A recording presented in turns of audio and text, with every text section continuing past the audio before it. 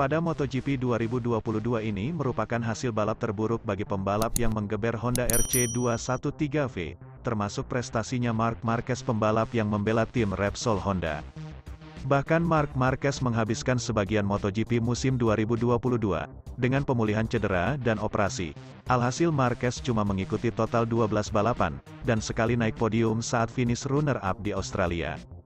Marc Marquez menuntaskan musim 2022 meraup 113 poin, dan menempati posisi 13 di klasemen akhir MotoGP 2022. Ternyata hasil tersebut membuat The Baby Alien tetap menjadi penunggang Honda terbaik, dengan selisih 152 poin dari sang juara dunia Francesco Bagnaia. Selain itu Marc Marquez juga mengungkapkan jebloknya performa Honda, salah satunya kekompakan komunikasi antara divisi balap yang bekerja di Jepang dan Eropa, akhirnya berimbas pada pengembangan motor RC213V jadi terhambat. Masalah kami besar, tak kecil. Masalah kami bukan kurang di sana-sini saja, melainkan menyeluruh. Jadi, masalah kami bukan motor, melainkan proyeknya, yakni di area koordinasi, ungkap Marc Marquez dikutip dari laman resmi MotoGP. Marc Marquez memberikan saran agar tim Repsol Honda dan Honda Racing Corporation harus mengubah konsep dan cara koordinasi tim. Honda harus memahami cara mengatur segalanya lebih baik. Pasalnya, kini balapan makin banyak dan tes makin sedikit. Cara kerja Honda di pabrikan makin krusial ketimbang di sirkuit. Namun, tim yang ada di sirkuit juga harus bekerja sama dengan pabrikan, tambah Marquez. Selain itu, Marc Marquez pun kecewa dengan motor yang ditungganginya pada sesi tes yang tidak cukup untuk bersaing pada MotoGP 2023. Setelah jajal motor prototipe RC213V, Marc menyampaikan keluh kesahnya, dia merasa motor barunya belum optimal. Posisi berkendara motornya masih sama dengan sebelumnya, sekarang karakternya malah lebih buruk. Performanya memang lebih baik, tapi cara mengendarainya, aku benar-benar tidak nyaman dengan itu. Sekarang berat, di sirkuit seperti Phillip Island dan Qatar oke saja, tapi ketika kamu harus mengurangi kecepatan yang banyak dan masuk ke dalam tikungan, ini bisa jadi masalah, beber Marquez. Untuk menghadapi musim depan, perubahan motor jadi satu hal yang diminta Marc Marquez.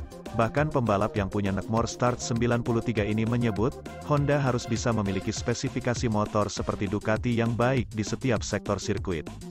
Sebuah motor kemenangan yang konsisten di seluruh trek kejuaraan MotoGP, seperti Ducati.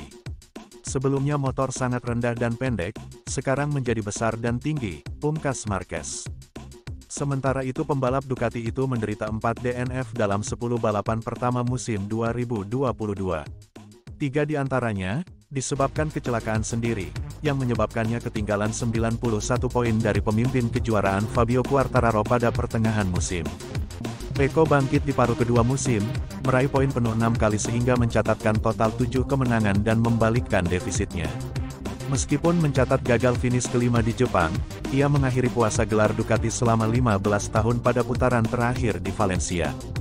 Ketika Bagnaia menghadapi kritik atas kesalahan di lintasan, pada liburan musim panas ia mendapat tekanan lebih lanjut usai mengalami kecelakaan. Pembalap asal Turin ketahuan mengemudi sambil mabuk. Bagnaia pun sadar akan konsekuensi perbuatannya. Ia tak marah ketika gelombang kritik menerpanya. Saya pikir semua orang bisa memiliki sudut pandangnya dan semua orang bisa mengatakan apa yang mereka pikirkan, ucapnya. Jadi saya menerima beberapa orang tidak ingin mendukung saya karena mereka lebih suka pembalap lain. Saya bisa mengerti. Saya juga bisa mengatakan bahwa mereka mengatakan yang sebenarnya karena ketika Anda memulai musim dengan tekanan untuk menang, Anda harus menunjukkan bahwa Anda memiliki kemungkinan untuk menjadi juara dunia.